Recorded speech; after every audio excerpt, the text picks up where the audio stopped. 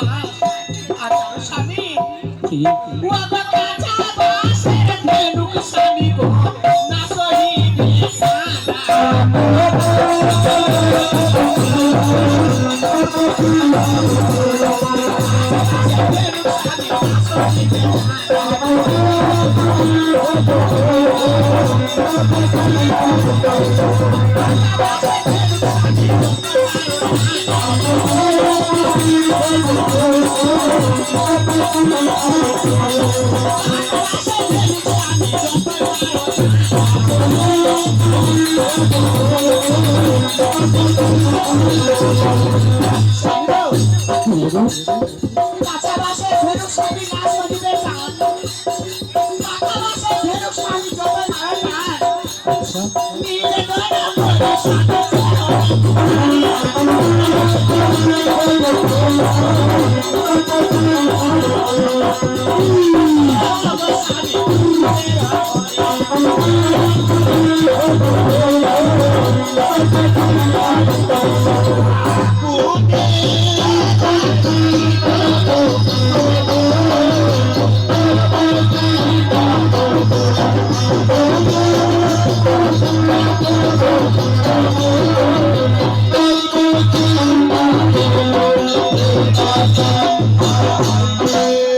স্বামী, শুধু আশা রাখি আমাকে ক্ষমা করে দাও।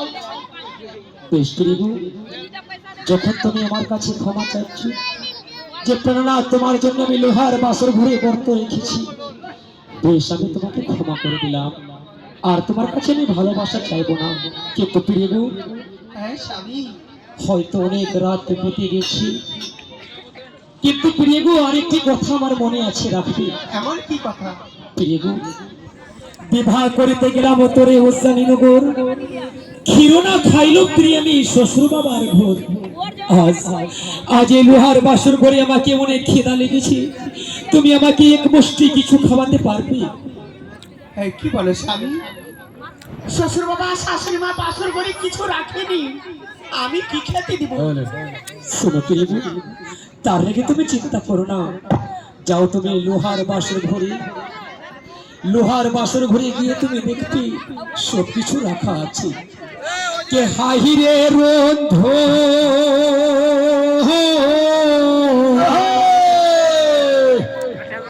রোধনি কর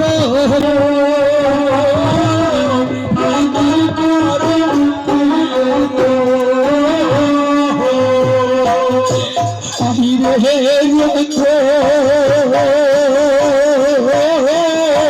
রোধনি কর প্রিয়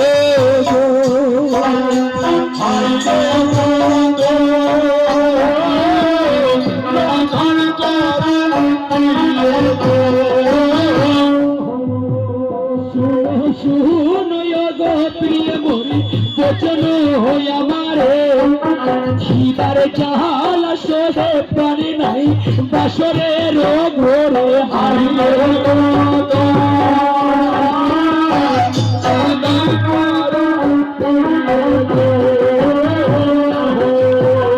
শুনো শুনো গো বেহলা বলি যে তোমারে খিদার জাল প্রাণ সোহে না মরি বাসরের ঘরে হারিয়ে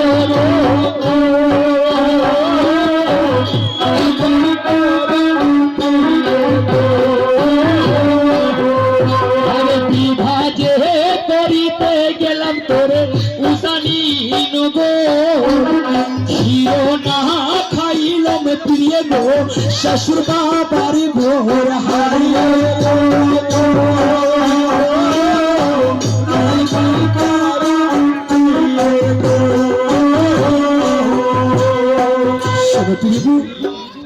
এই লোহার বাসর ঘরে সবকিছু রাখা আছে জানো।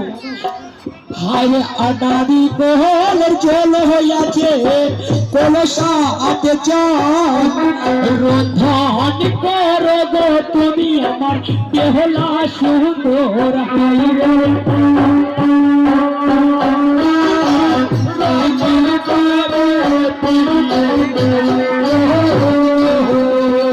তাহালার মধ্যে চাউল আছে রোহন ঘরে গয়া আমার বেহলা সুন্দর হাইরে